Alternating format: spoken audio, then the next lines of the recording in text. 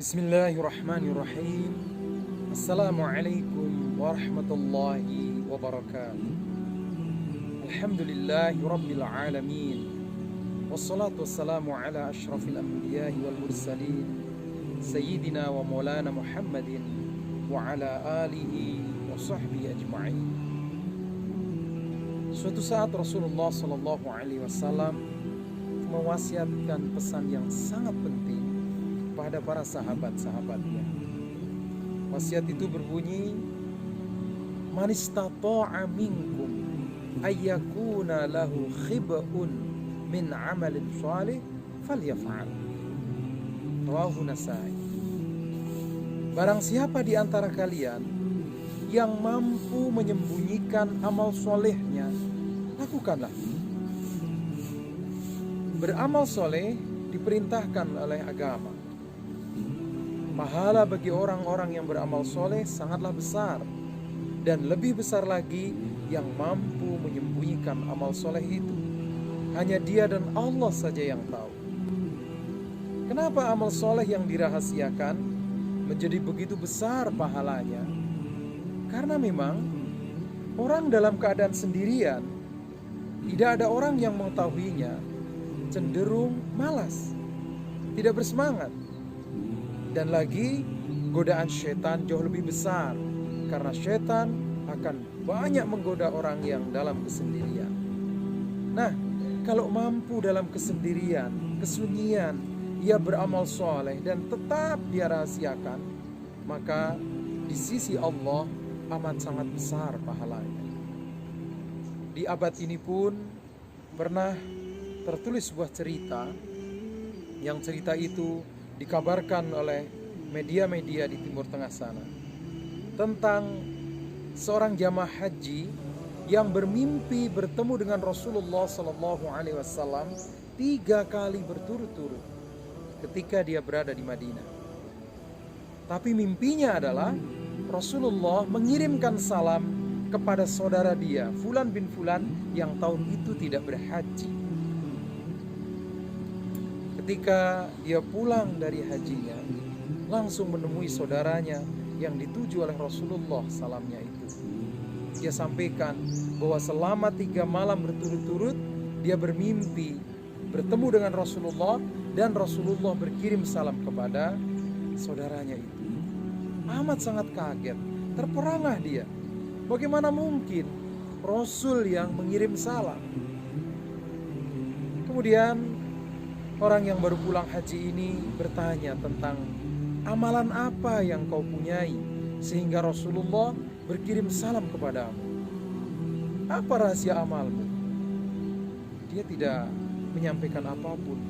Saya seperti kalian, sholat, puasa, seperti kalian, tidak ada yang lebih dari yang aku lakukan.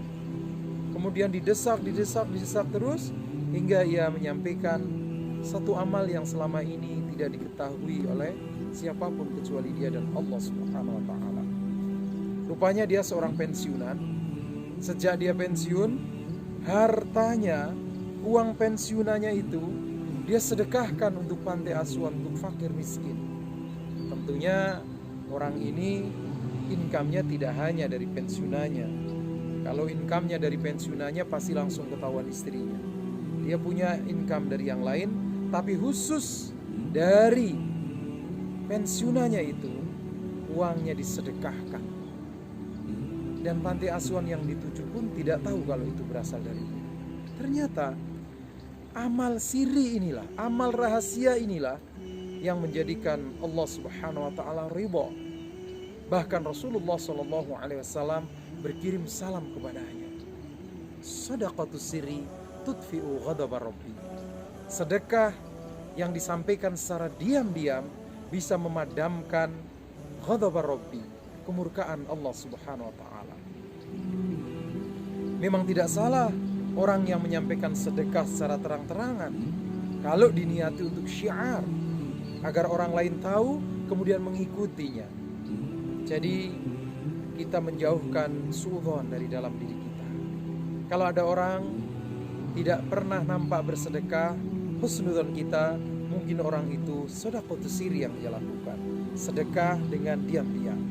Kalau kita melihat ada orang mengumumkan sedekahnya, mengundang pers untuk memblow up apa yang ia lakukan, husnudzan saja. Orang itu berniat untuk mensyiarkan sedekah sehingga orang lain banyak yang tahu dan mengikutinya. Jangan terbalik. Kalau ada orang tidak pernah nampak sedekah, kita suudzon, wah orang itu tidak pernah bersedekah. Kalau nampak orang bersedekah ditampilkan kemudian suudzon, orang itu ria. Siapa yang tahu? Ria itu hanya masalah hati, hanya Allah dan Dia yang tahu.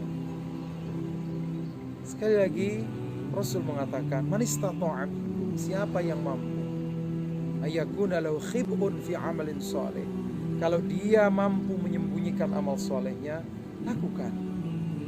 Kita mungkin punya sederet amal-amal soleh, satu saja amal soleh yang kita sembunyikan, yang hanya kita dan Allah saja yang tahu.